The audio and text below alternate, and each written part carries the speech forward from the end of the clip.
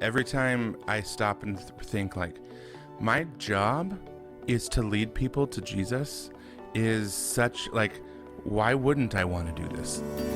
Hey, I'm Andrea Olson. I've been leading worship and training worship leaders for nearly 20 years, and my mission is to support worship leaders just like you in volunteer-supported ministries because I know what it's like. I've been there. It's amazing, but you have a big job, and sometimes you might feel a little bit alone. But I'm here to remind you that you aren't. We'll cover spiritual and leadership growth, practical resources, and get encouragement from other worship leaders from all over the world. I truly want to see you lead from the overflow, not the overwhelm. So grab a cup of tea or coffee and join me. Welcome to the Overflow Worship Podcast. Well, I am so excited about my guest today. We've been trying to get this on the books for a while, and so I'm glad that the day is finally here. Yes. Everybody meet my new friend, Jason. Jason, will you tell everybody a little bit about yourself? Absolutely. My name is Jason Squires. I live in Northern California. My wife and I have 3 daughters, and I've been on the road, traveling, leading worship at churches for 17 years. And just recently started a company called The Creative Launch, and our goal is to help creatives thrive. And I spend my days now just breathing life into creatives and helping them have the tools to succeed. And I love worship leaders. I've been a worship leader for a long time, and so it's really fun to get to do this and call it work. Yeah. That's amazing. Okay, so we didn't connect on this before we hit record, but we have 3 girls too. So fantastic. It's the best life. It's the best life. Yeah, that's amazing. Are your girls older? Are they younger? I have an 11-year-old and twin 8-year-olds. Oh, that's awesome. 12, 8, and 5. Look at us. There you go. Right? It's exact. We're in the same world right there. Yeah, that's amazing. Wow. Okay. So the Creative Launch, tell me a little bit more about that. I mean, I know a little bit because we emailed a little, but other than that, I know it's new. So I want to hear about it. It's absolutely. It's the thing is I've always been a lover of creatives, kind of an under, I don't want to say underappreciated group of people, but it's like undertooled, and oftentimes creatives don't have they're creatives, and so we don't it's hard to like know what to do and how to succeed. And I'm been blessed with a business brain and a creative brain, and blessed, and sometimes they argue with each other, but my calling and my passion has always been to help creatives. And so last year we just kind of decided to formalize it, and run after it and find ways to help. And so we have a podcast. I have a podcast called The Table that's for worship leaders and creatives. We have one-on-one coaching that I do with creatives. Spend a lot of time on Zoom, just kind of walking through what I call the launch process, the launch sequence. And then we're launching a worship conference next year in Northern California. Cool. Just everything we can do to go. I want creatives to have the tools to succeed, and I have the time to do it and the passion to do it. And so it's turned into actually my full-time job. And we had a music teaching studio up until January of this year, and we closed down with the intent to focus all of my time on this. And it's just been fun to watch it. It's been fun to watch it grow and watch it kind of take on a life of its own, and getting to do stuff like this. Yeah. Oh, that's amazing. I love that. I love when I get to meet people who are passionate about the church and passionate about equipping leaders in the church, whether it's worship leaders or other, in other creative roles. I love that because it's needed. It's so needed to have people who are willing to say, hey, I have some experience and some skills, and I'm willing to share them with you, because if we don't share them with the next generation, who's going to? Right? It's so true. Yeah. Yes. That's amazing. So, tell me a little bit about your, you've said you've been worship leading for a long time, you've been traveling for a long time. What what drives you to continue to do that for 17 years, right? It's a long time. Tell me a little bit about that. When my fiance, who's now my wife, we were working at a church 17 years ago, and we just kind of both looked at each other and said we kind of felt stuck, and meaning there was, for us, ministry, our calling was bigger than working at just one church.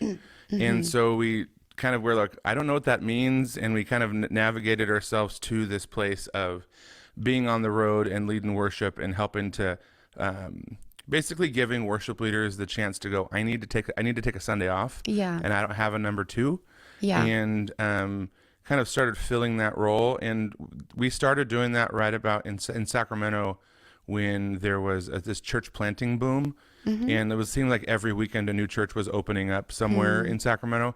And so we started, 52 weeks, there's only 52 Sundays in a year, and so it was pretty easy to stay relatively booked.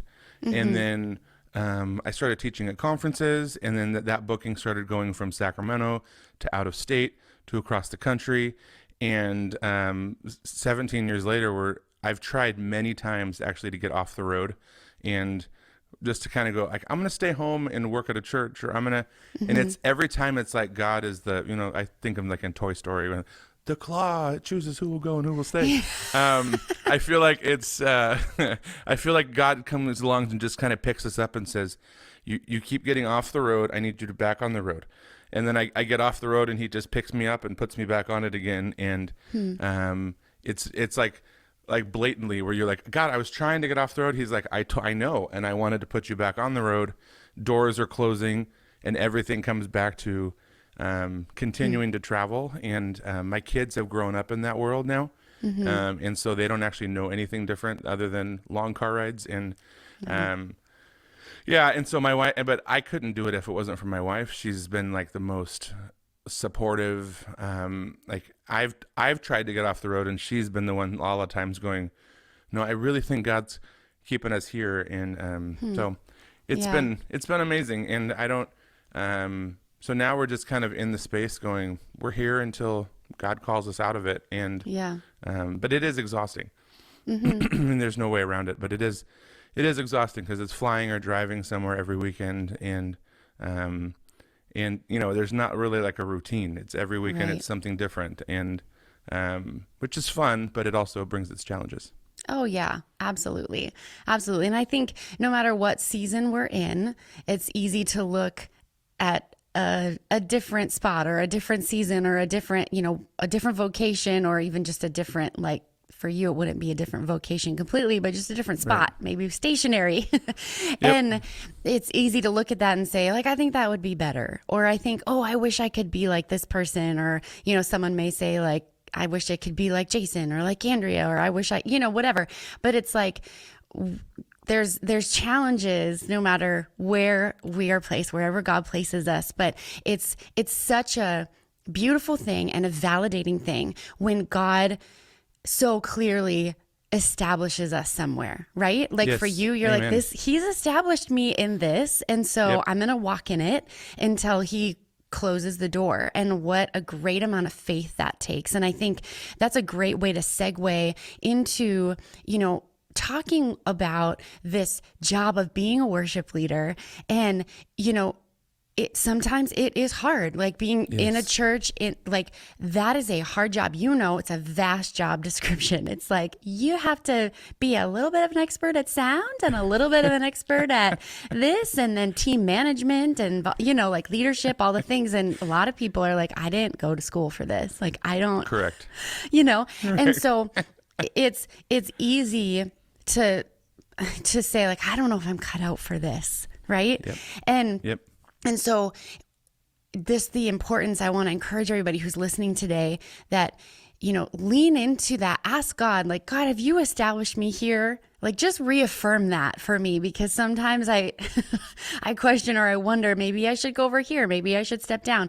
And so asking the Lord, just remind me why you've established me here. And I feel like he's so faithful to do that. Have you found that in your life too? Absolutely. There is... Yes. And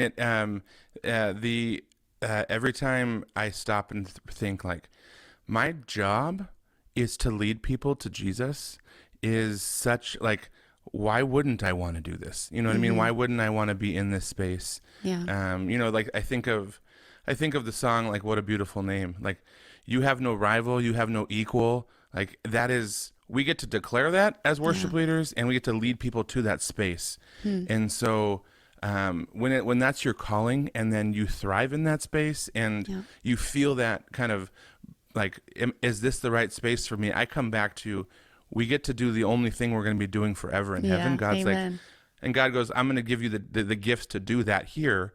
And I want you to continue doing that. And that's what keeps me going. And realizing like we're leading people in worship, and like, that's all we do in heaven. And here we are doing it here. And so it just kind of reminds me of, it brings me back to that space to go, no, this is the right thing for you. And I don't know. I actually, if there have been times where I talked about earlier about wanting to get out of leading worship, but then it's like, I don't know if that thing over there, it looks pretty, but it's not going to be nearly as fulfilling as doing what this is.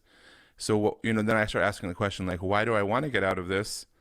And I start going through like self-doubt and, am I talented? Am I supposed to be doing this? And then as I get older too, people, there's that stereotypical conversation about aging out as a worship leader. And I truly don't understand that, because it's like, we still get to lead people in worship, and that's not going to change. So yeah, amen. That's so good. And it's so I think it's affirming for all of us to hear that everybody has those doubts and those questions sometimes.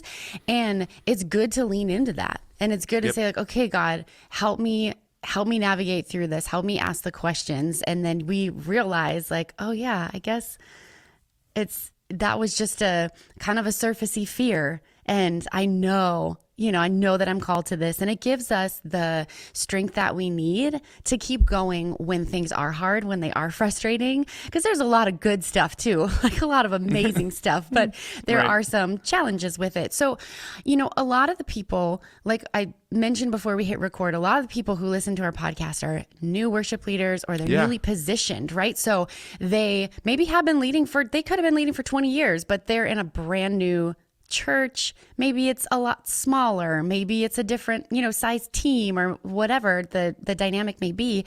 And so I would love to chat today about team dynamics and just get your thoughts and your input on, what are some, maybe 3 tips that you would give to people when you talk with worship leaders about, how to develop a team that's thriving and how to manage a team too. So number 1, what's the first thing you would say when someone comes to you and is like, I'm drowning in managing and growing my team? What do I do?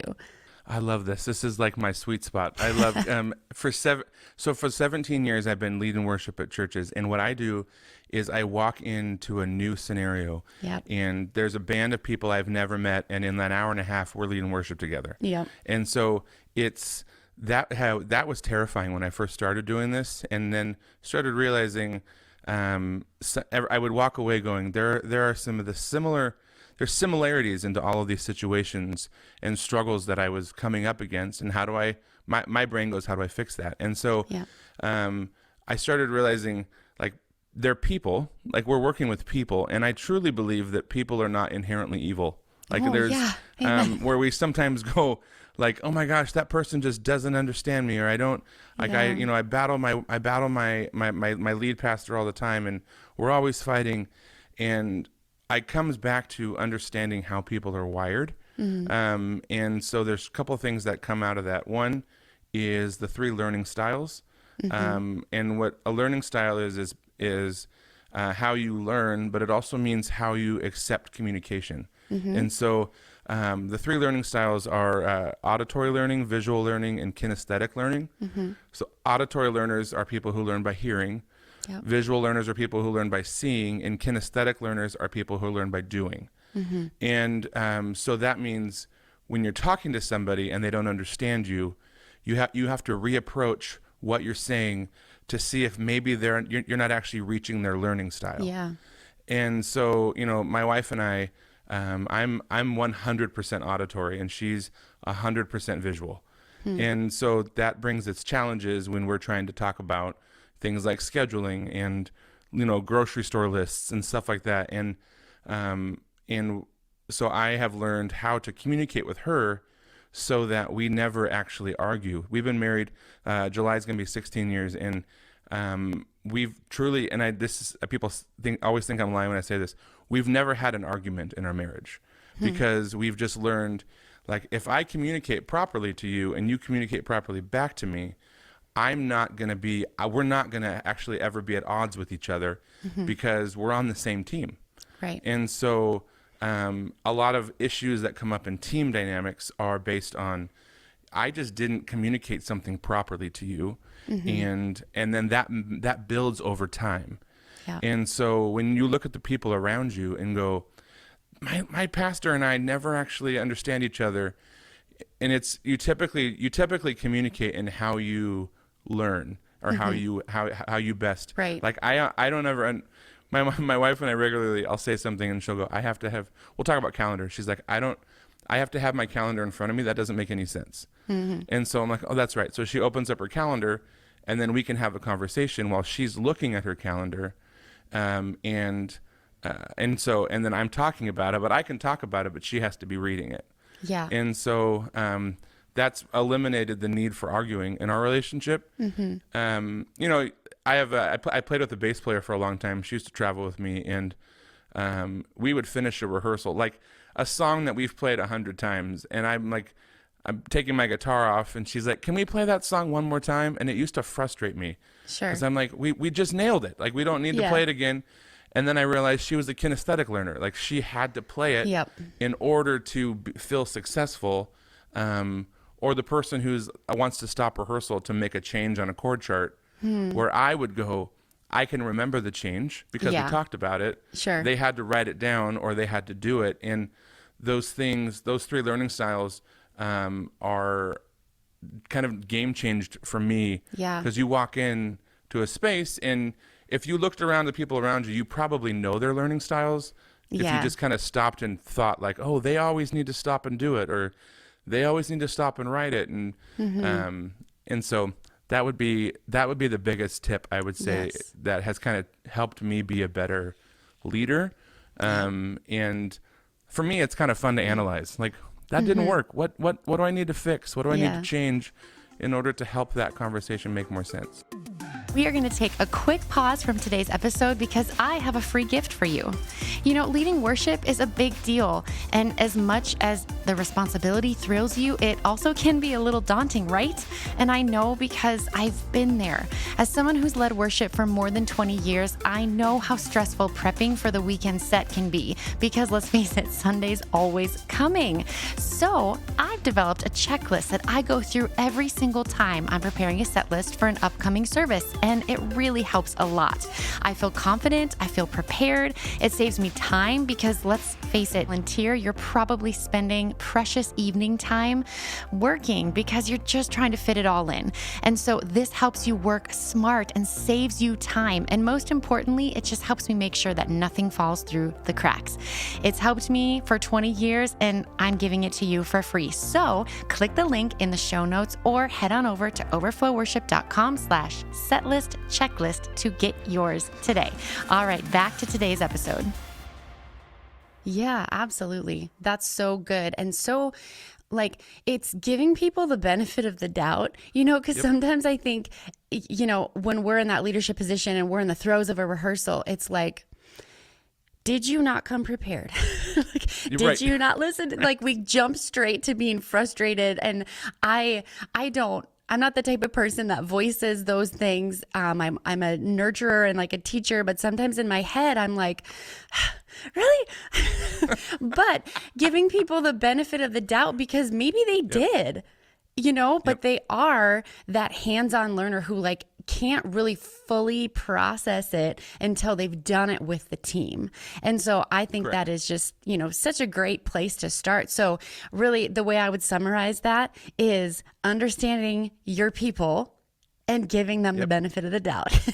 And then with those, subcategories of the different learning styles. I think that is so great. I love it. So once you get through that, then what's the next thing that you tell people that could really help set them up for success with a thriving team? And when I say thriving, you and I both know that doesn't mean like it has to be 100 people, but like a really thriving culture of people who get each other.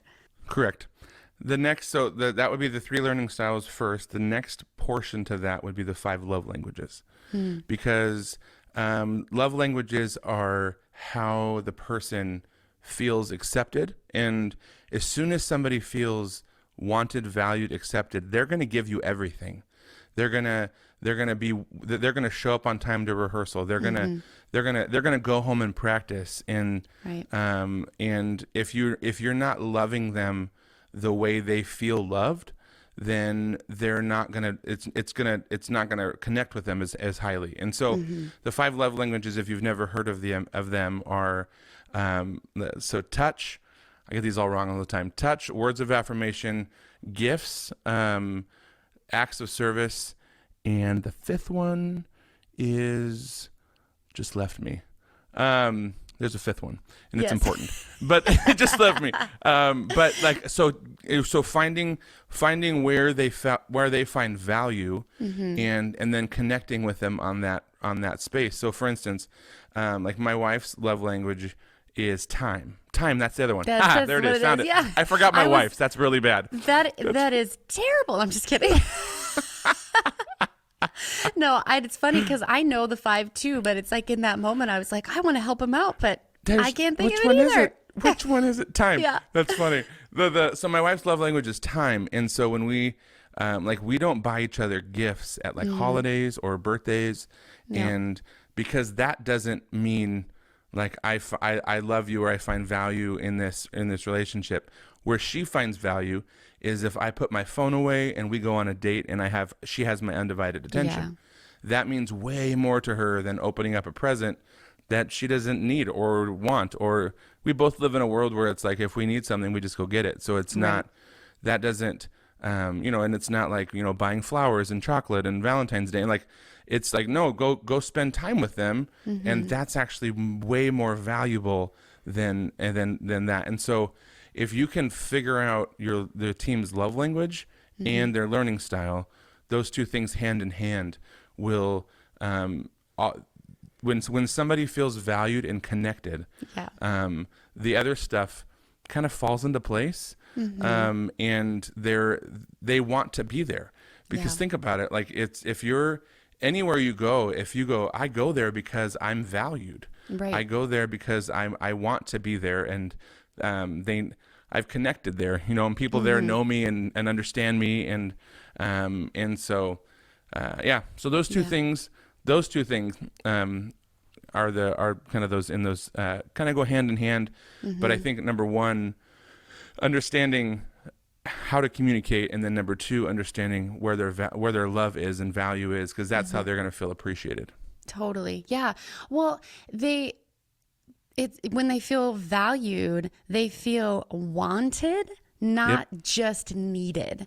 And I think that's really important in worship ministry specifically, because especially, in churches that, 95% of churches in America are less than 500 people. So Correct. It's like, these wonderful local community churches who are working with all volunteers, sometimes they might just feel like, they need me. Like they don't really care about me. They just need my drumming skills. And so there's less of a chance of that person really wanting to invest because they feel just kind of like used.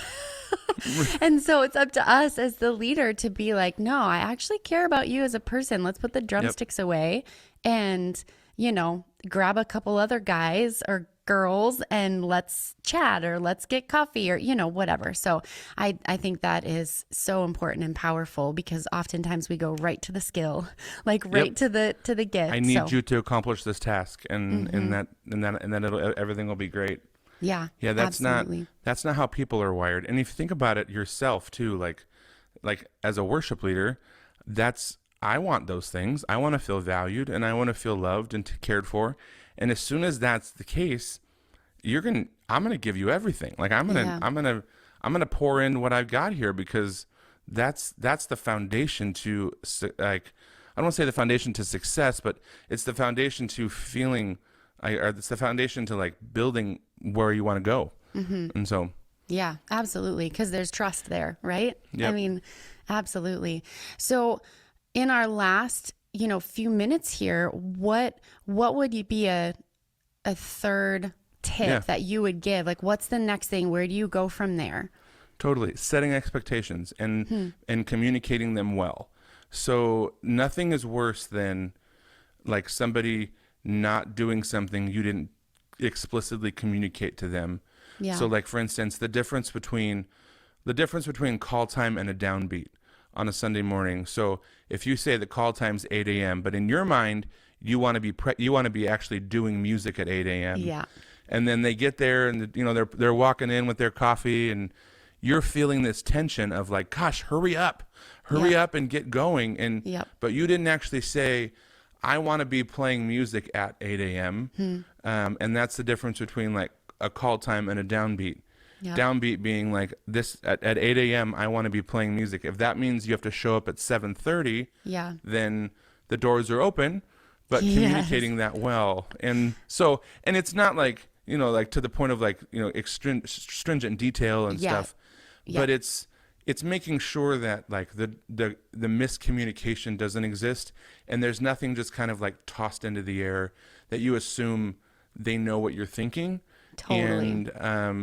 And so, because again, we're working with volunteers, and they haven't spent the week thinking about the set list and planning. Yep. They They showed up on Sunday morning or whenever your rehearsal is, and that's them engaging in the morning. And so, it's not so all of those little things that kind of you may feel are frustrating you, kind of take a step back, like the 30,000 foot level, and go, did I not communicate that properly? Is that, am I not setting the expectation to where they need to be ready to go or ready to do something at a certain time, and be really clear about it? And if always be willing as the leader to look at yourself and go, did I not actually communicate that properly? And then if that is the case, then you re-communicate it and go, hey everybody, I've been noticing this has been happening. When I say 8 a.m., I actually mean, and then, oh wow, I didn't know that. And now we can be ready and make more sense. And so those three things, the goal is to eliminate any problems between people. Yeah. And so all of those three those three tips there are designed to help you go, I don't want there to be like a problem between us, like an unspoken problem, or and then we're really good at as I'm going to say as Christians, as sweeping it under the rug and going, I don't want to do it. Yeah. And so you sweep it under the rug, and then we'll deal with it later. But the more you do that, the more tension grows, and it's unspoken. You go, I don't even know why I'm upset with you, 10 years later of working together. It's like, we should be really good friends, and so. Yeah. Yes, I think that is so good and so powerful, because what we're doing as leaders is we're developing a relationship with our team, letting them know that we genuinely care about them as a person.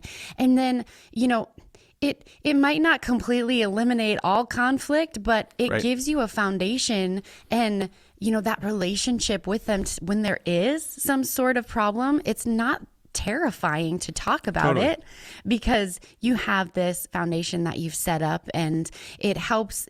I always say, like, over communicate. Anytime I'm training leaders, like, you just got to over communicate the details, because like you said, they don't know what you're thinking. They haven't lived in that world. They have a full-time job and a family and, all these other things that their headspace has been in. So I love that. That's so good. Well, Jason, before we wrap up, is there anything else that you would like to say to our people? Final words? Totally. I think with the setting expectations, I wanted to add giving them the tools to succeed. So when I say set expectations, it also means like not giving them like for a rehearsal on Thursday, giving them the chord charts Thursday afternoon. Like that's when I uploaded them to Planning Center. There was before rehearsal. No, you remembering like they have kids and soccer games and things that they have to do and life and work and games and so you knew that Sunday was coming, so you want to make sure that you give people adequate time as part of the setting expectations to say, I'm going to give you the tools to succeed, and I want to make sure that like I've given you no reason to come not prepared on a Sunday morning because you feel loved, you feel cared for. I've given you everything you need, and but it causes us as leaders to have to think in advance, and I think that's where especially as creatives, you talked about earlier the things creatives need or worship leaders need to be successful, and I'm like, you got to be a worship leader, you got to be musically skilled, admin, you have to have your admin skills, lead a team, have like there's a lot wrapped up in a worship leader, and so many, yes. It's and they all kind of have conflict with each other. So. Oh yeah, totally. Someone who is like a true creative, the administrative side is like so stressful. It's just like, gone. I don't even, what? And so, yeah, absolutely. Absolutely. Well, Jason, where can people get in touch with you? Where can they find you? Yeah, I do a lot on Instagram, and at Instagram I am at Jason_Squires, and that's Squires. And then on the coaching side, it's at Creative Launch on Instagram. Okay. And then, would love to connect with everybody there. Or my website is jsmusic.net, and all of that information is there as well. Awesome. Well, thank you so much for taking the time today. I know that you got up super early, so thank you for that. It's fine. It's fine. We're all good. Yeah. And I just really appreciate you taking the time, and, pray blessings on you and your family and your ministry. And I look forward to all that is to come. And to all of our listeners and viewers, remember guys, we're on video. So if you're listening on your podcast platform and you want to see us have this conversation, you can head over to YouTube, which is so fun. So thank you everybody for taking precious space from your day today to listen to this episode. I'm honored that you chose to be here.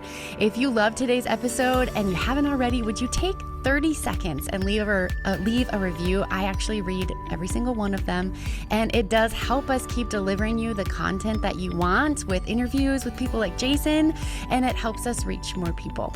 And remember guys, if you haven't already, be sure to snag my completely free guide to creating an effective and engaging set list every single time. Get my set list checklist at overflowworship.com/setlist checklist. Thanks again for being here, and don't forget that I believe you can thrive with what you have where you are. I'm cheering for you. Jason is cheering for you. Until next time, keep on thriving.